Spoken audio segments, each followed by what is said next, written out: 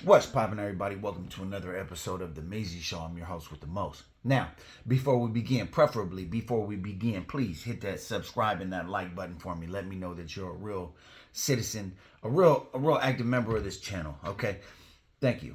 So let's go ahead and get into it. There's been some clips going around on YouTube about DJ Akademiks. Everybody say he's switching sides on Drake and he's turning on Drake, and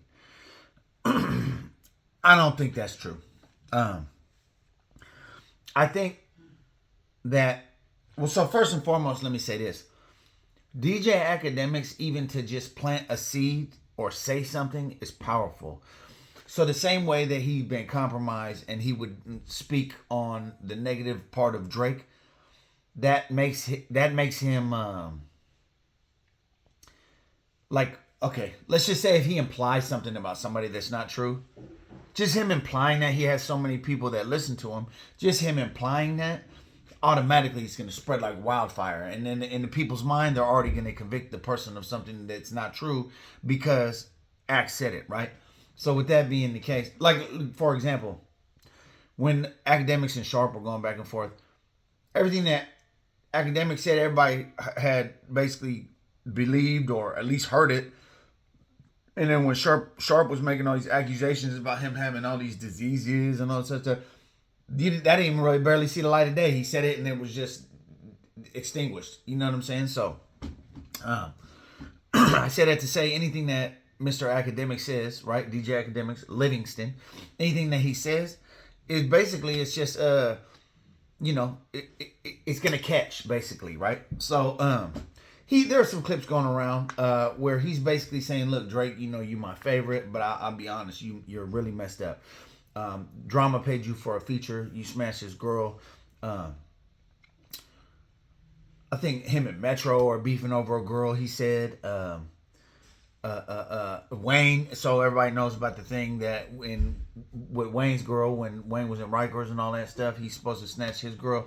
So he's just looking at it like, bro, you can have any woman in the damn near in the world, but why you want somebody's? You feel what I'm saying? Some might say, right? Some might say it goes down to that like supremacy thought. Like, you gotta remember, he's not American. He's not from our country. For speaking to Americans in particular, he's not from our country, right? So maybe he, I don't know. I mean, it's just suggest, like, I don't know. It's just an idea. I'm not saying it's true. It's not true, but maybe he feels like he's better. You know what I'm saying? Maybe he feels like, oh, that's his girl, I'll get her. You know what I'm saying? For someone to always take someone's, like, there's dudes that always take people's girl. For him to do that, and he's using his position. Obviously, he's doing his position. He's using his position to do that. Because everyone he's doing it to, the person's under him. Because obviously he was the top selling artist. He was like arguably the biggest artist in the world.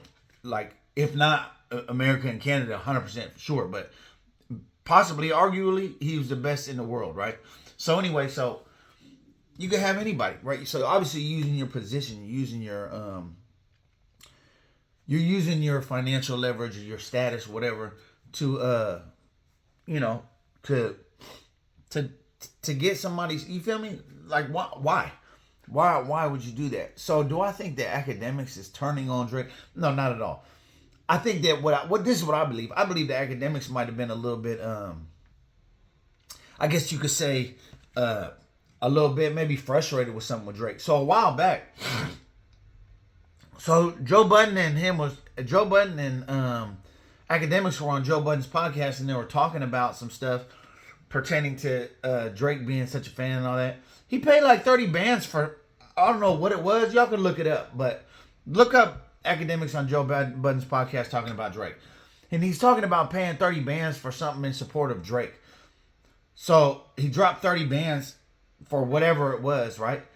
So obviously, and this isn't, forget the 30 bands. 30 bands, Drake, that's nothing to Drake. Drake will like literally like wipe his ass with 30 bands. But the influence that Ak has, you gotta think Ak is pretty big on a self-made level. I remember when he very first started his little thing, and hey, what's up with your boy DJ Akademiks? And he would never show his face. You never knew he looked like a little, like a little fat Japanese kid. You know, you never knew that. You just knew his name was DJ Academics. And then when you first start seeing him, like, oh, that's DJ Academics. Oh, okay. Which may have been smart. You know what I'm saying? Which may have been smart. A lot of the channels that get big, they don't show their face. Swamp Stories is one of them, even though that's not like that level of big, but he grew a good channel. Point and Shoot. Shout out to Point and Shoot. I like Point and Shoot. He's hilarious. What this is? Hold on a second.